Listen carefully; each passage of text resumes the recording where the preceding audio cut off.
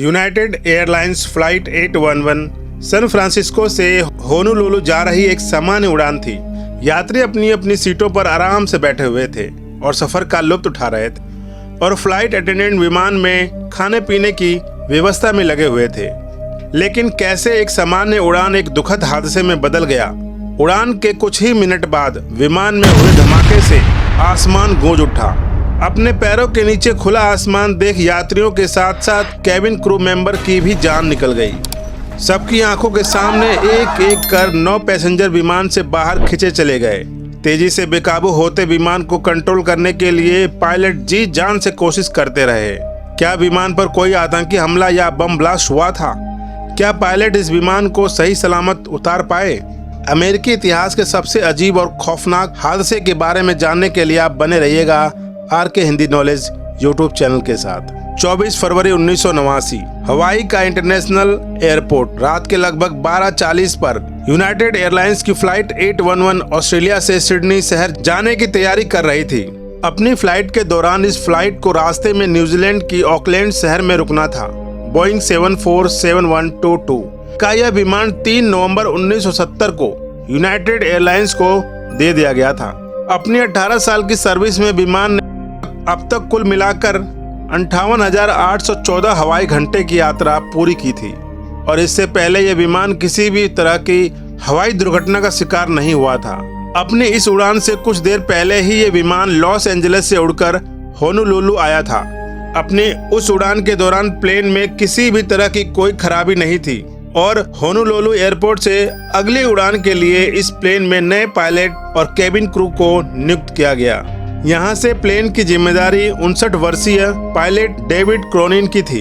एक अनुभवी पायलट थे जिन्हें अब तक 28,000 घंटों का एक्सपीरियंस था। इस तरह की बोइंग 747 विमान को उड़ाने के लिए भी उनके पास 16,000 घंटे का एक्सपीरियंस था। उस दिन फ्लाइट में कप्तान के साथ 48 वर्षीय पायलट गेगरी लायंस लेटर भी थे और 46 वर्षीय पायलट इंजीनियर रेनल थॉमस भी सवार थे। इस उड़ान के लिए फ्लाइट में 18 क्रू मेंबर्स भी सवार थे। कुल मिलाकर उस दिन फ्लाइट में 18 मेंबर्स के साथ साथ 337 पैसेंजर भी सवार थे। अपने निर्धारित समय से लगभग 3 मिनट लेट सुबह के लगभग 1:30 पर फ्लाइट 811 ने बोर्डिंग गेट से एग्जिट प्रोसेस को शुरू किया। एयरपोर्ट अथॉरिटी के अनुसार यह देरी विमान के एग्जिट डोर L5 में लगी हुई इमरजेंसी स्लाइड को लॉक करने के कारण हुई थी। इसके साथ साथ प्लेन में कुछ नए पैसेंजर के सवार होने के कारण बोर्डिंग प्रोसेस में कुछ देरी हुई। पैसेंजर केबिन और कार्गो एरिया के सभी डोर्स के अच्छी तरह बंद होने के बाद जब सभी डोर वार्निंग स्लाइड बंद हो गई तो एक एक कर पायलट ने सभी चारों इंजनों को स्टार्ट किया। रोल ऑफ प्रोसेस को पूरा कर टैक्सीवे से होते हुए प्लेन धीरे धीरे रनवे पर पहुंचता है। रनवे पर पहुंचने के बाद सुबह के 1:52 पर फ्लाइट 811 होनोलुलु इंटरनेशनल एयरपोर्ट से टेक ऑफ करती है। टेक ऑफ के लिए उस दिन कप्तान फ्लाइट को कंट्रोल कर रहे थे और फर्स्ट ऑफिसर सभी कंट्रोल पैनल्स और सिस्टम को मॉनिटर कर रहे थे। टेक ऑफ करने के कुछ देर बाद ही अपने नॉर्मल प्रोसेस के अनुसार क्लैबिंग थर्ड पावर को कंट्रोल करने के लिए प्लेन के ऑक्सिलरी पावर यूनिट को बंद कर दिया गया। ऑक्सिलरी पावर यूनिट जिसे शॉर्ट में APU भी कहते हैं, आमतौर पर प्लेन के इलेक्ट्रिक सिस्टम को पावर सप्लाई करता है। ये फ्लाइट क्रू के अनुसार टेक ऑफ और फ्लाइंग के दौरान फ्लाइट में सब कुछ नॉर्मल तरीके से चल रहा था और कॉकपिट में किसी भी तरह का कोई गड़बड़ी या फिर वार्निंग लाइट्स दिखाई नहीं दे रही थी। हालांकि प्लेन में लगे वेदर सिस्टम पर पायलट के हल्के फुल्के थंडर स्टॉर्म की जानकारी मिल रही थी, जो इस फ्लाइट रूट पर एक सामान्य सी बात थी।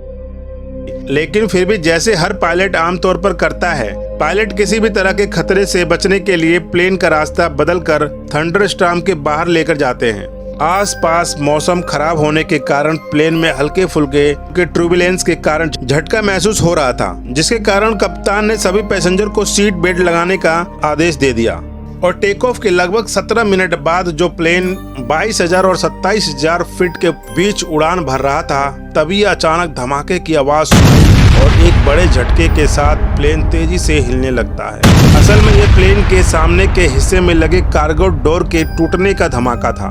कार्गो डोर इतनी तेजी से टूटा कि अपने साथ साथ उसने पैसेंजर केबिन के बहुत बड़े हिस्से को भी उखाड़ फेंका, जिसके कारण पैसेंजर केबिन क्रू के दाएं हिस्से में एक बहुत बड़ा छेद हो गया। 23,000 फीट की ऊंचाई पर हवा के तेज दबाव के कारण रो नंबर जी और एच के बीच की लगभग 10 सीटें उखड़कर प्लेन से बाहर जा गिरी और इसके साथ साथ उन सीटों पर बैठे 9 पैसेंजर भी आसमान में ही कहीं खो गए। अपनी आंखों के सामने ही अपने सह यात्रियों को मौत के मुंह जाते हुए देखकर सभी पैसेंजर की जान हलक में आ गई। न जाने मौत कब उन्हें भी अपने आगोश में ले ले।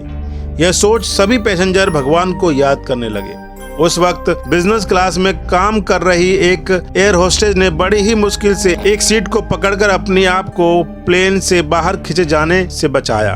केबिन में हुए उस छेद के कारण अचानक हुई डिकम्प्रेशन के कारण एक दूसरी फ्लाइट अटेंडेंट लॉरा ब्राडिंगल ने बड़ी मुश्किल से सीढ़ियों को पकड़कर अपने आप को बचाया।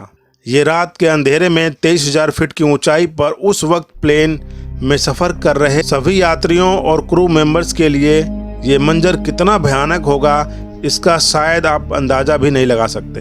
वहीं कॉकपिट में अपने होश संभालते हुए पायलट ने अपने ऑक्सीजन मास्क लगाए ताकि वो ऑक्सीजन मास्क के सहारे सांस लेकर प्लेन को कंट्रोल कर सके। लेकिन उस धमाके के कारण प्लेन में लगे हुए इमरजेंसी ऑक्सीजन यूनिट का एक बहुत बड़ा हिस्सा टूटकर प्लेन से अलग हो गया था, जिसके कारण पायलट को ऑक्सीजन मास्क से कोई मदद नहीं मिल रही थी। यही सब देखते हुए पायलट तुरंत ही बड़ी तेजी के साथ प्लेन की हाइट को कम करते हुए उसे नीचे लाने लगे ताकि कम ऊंचाई पर बिना ऑक्सीजन मास्क के भी सांस ली जा सके। इसके साथ उन्होंने प्लेन को तेजी से 180 डिग्री के एंगल पर मोड़कर तुरंत ही वापस होनोलुलु एयरपोर्ट की तरफ मोड़ दिया। पायलट को लगा कि प्लेन में बम ब्लास्ट ही हुआ है, क्योंकि कुछ दिन पहले पेन एएम की फ्लाइट 103 में स्कॉटलैंड के ऊपर से उड़ान भरते हुए बम ब्लास्ट हुआ था। ये सोचकर पायलट की जान भी हलक में आ गई और उन्हें लगा कि अब उनका बचना नामुमकिन है। लेकिन बड़ी ही बहादुरी के साथ दोनों पायलट अभी भी पूरी जी जान के साथ प्लेन और उसमें बैठे सभी लोगों की जान बचाने के लिए हिम्मत से प्लेन को कंट्रोल कर रहे थे। ऐसी हालत में किसी इंसान का हिम्मत हार जाना मुमकिन है, लेकिन यह पायलट की बहादुरी और ट्रेनिंग का ही नतीजा था कि मौत को सामने देखकर भी वो अपने फर्ज को निभाते रहे।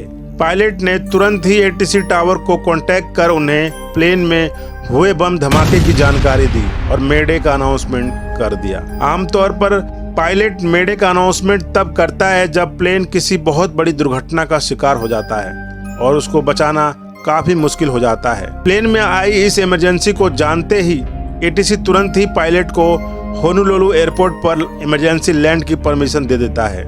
एटीसी जब पायलट से प्लेन की मौजूदा हाइट के बारे में पूछता है तो पायलट कहते हैं कि उन्हें कुछ भी समझ नहीं आ रहा है और प्लेन तेजी से नीचे जा रहा है। शायद प्लेन का इंजन नंबर 3 फेल हो चुका है। असल में कार्गो डोर में हुए तेज धमाके की वजह से प्लेन के कुछ टुकड़े इंजन नंबर 3 और 4 में जाकर टकरा गए थे, जिसके कारण इंजन को बहुत बड़ा नुकसान हुआ था और वो बड़ी मुश्किल से प्लेन को पावर दे पा रहे थे। अब एक एक करके कॉकपिट में बहुत सारे अलार्म बजने लगे थे, जिसने पायलट की परेशानी को और बड़ा कर दिया था। कप्तान तुरंत इन सभी वार्निंग अलार्म को बंद कर देते हैं ताकि वो अपना पूरा ध्यान किसी भी तरह से प्लेन को लैंड करने में लगा सके। प्लेन अभी भी तेजी के साथ दाएं की तरफ झुक रहा था, जिसके देखते ही फर्स्ट ऑफिसर तुरंत ही एटीसी को इसकी जानकारी देता है और प्लेन के रडार बी के कंट्रोल में 770 का इमरजेंसी ट्रांसमीटर मैसेज रिकॉर्ड कर दिया। इस मैसेज का मतलब आसपास उड़ रहे सभी एरोप्लेन और एयरपोर्ट को यह बताना होता है कि प्लेन में कोई बहुत बड़ी इमरजेंसी आई है, इसीलिए वह ध्यान रखें और प्लेन के आसपास लगे एरिया को क्लियर रखें ताकि प्लेन इमरजेंसी में भी लैंड कर सके। कप्तान प्लेन के फ्यूल को डंप करना शुरू कर देते हैं ताकि प्लेन के वजन को कम किया जा सके और प्लेन को आसानी से लैंड करवाया जा सके। बहुत ही सावधानी से दोनों पायलट धीरे धीरे प्लेन को होनोलुलु एयरपोर्ट की तरफ ले जा रहे थे। प्लेन के थोड़े से कंट्रोल में आने के बाद कप्तान फ्लाइट इंजीनियर रेंडल थॉमस को निर्देश देते हैं कि वो कैबिन क्रू को लैंडिंग के लिए तैयार रहने को कहे।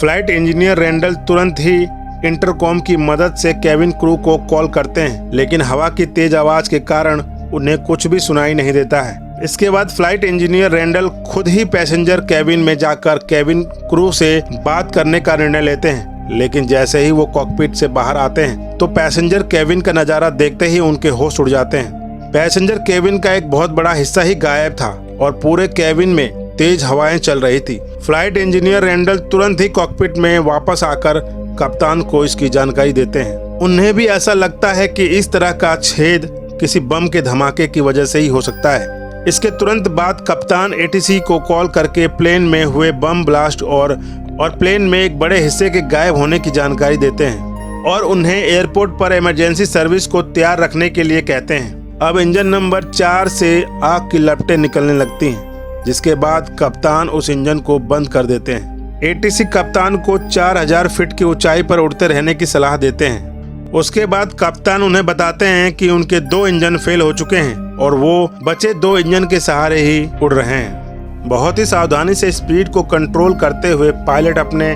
प्लेन को होनोलुलु एयरपोर्ट के रनवे के पास ले जाते हैं और लैंडिंग गियर ओपन कर देते हैं। जैसे ही कप्तान लैंडिंग के लिए प्लेन की स्पीड को कंट्रोल करने के लिए फ्लैप का इस्तेमाल करने की कोशिश करते हैं तो उन्हें पता चलता है कि फ्लैप सही तरीके से काम नहीं कर रहा है और प्लेन की स्पीड अभी भी बहुत ज़्यादा है। अब क्योंकि फ्लैप सही तरीके से काम नहीं कर रहे थे, इसीलिए प्लेन अभी भी 200 नॉट्स की स्पीड पर उड़ रहा था, जो लैंडिंग के लिए बहुत ही खतरनाक स्पीड थी। लेकिन ऐसे हालात में अब कप्तान के पास दूसरा कोई चारा नहीं था। हवा में ब्लास्ट होने के लगभग 14 मिनट बाद प्लेन आखिरकार होनोलुलु एयरपोर्ट के रनवे पर लैंड करता है और तेजी से दौड़ते हुए प्लेन के टायर रनवे को टच करते हैं और प्लेन तेजी से रनवे पर दौड़ने लगता है।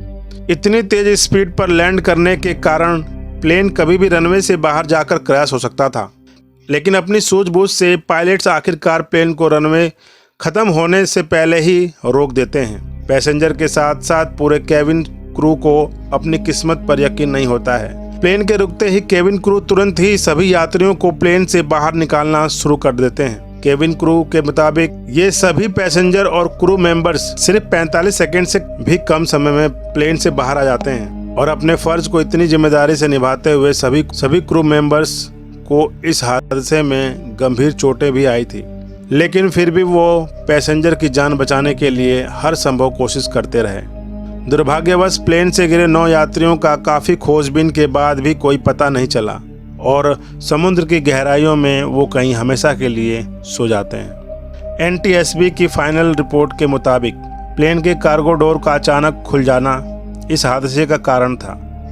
प्लेन की इलेक्ट्रिक विंग रिपोर्ट के अनुसार इलेक्ट्रिक वायरिंग में हुए शॉर्ट सर्किट के कारण कार्गो डोर का लॉक सिस्टम सही से लॉक नहीं हुआ था और 23,000 फीट की ऊंचाई पर हवा के तेज दबाव के कारण कार्गो डोर एक झटके से टूटकर प्लेन से अलग हो गया।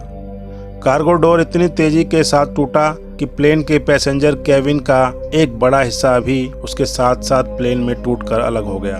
ऐसा हादसा दोबारा ना हो, इसीलिए अपनी जांच के बाद एनटीएसबी ने सभी बोइंग के 74700 सीरीज के विमान के कार्गो डोर को बदलने का निर्देश दिया। अपनी बहादुरी और फर्ज की जिम्मेदारी के कारण 1989 में सभी क्रू मेंबर्स को सेक्रेटरी अवार्ड से सम्मानित किया गया। अगर आपको हमारी मेहनत पसंद आ रही है तो कृपया लाइक और सब्सक्राइब जरूर कीजिएगा। लाइक करने से दोस्तों हमारा हौसला बनता है, हमारा हौसला और बुलंद होता है। तो प्लीज़ आई होप आपसे निवेदन है कि आप जरूर लाइक कीजिएगा और वीडियो को अगर पहली बार देख रहे हैं तो सब्सक्राइब जरूर कीजिएगा। तो दोस्तों मिलते हैं ऐसे ही नॉलेजेबल वीडियो के साथ एक दूसरी वीडियो में, एक नई वीडियो में, एक सच्ची घटना के साथ। तब तक के लिए बहुत बहुत धन्यवाद। आपका दिन शुभ।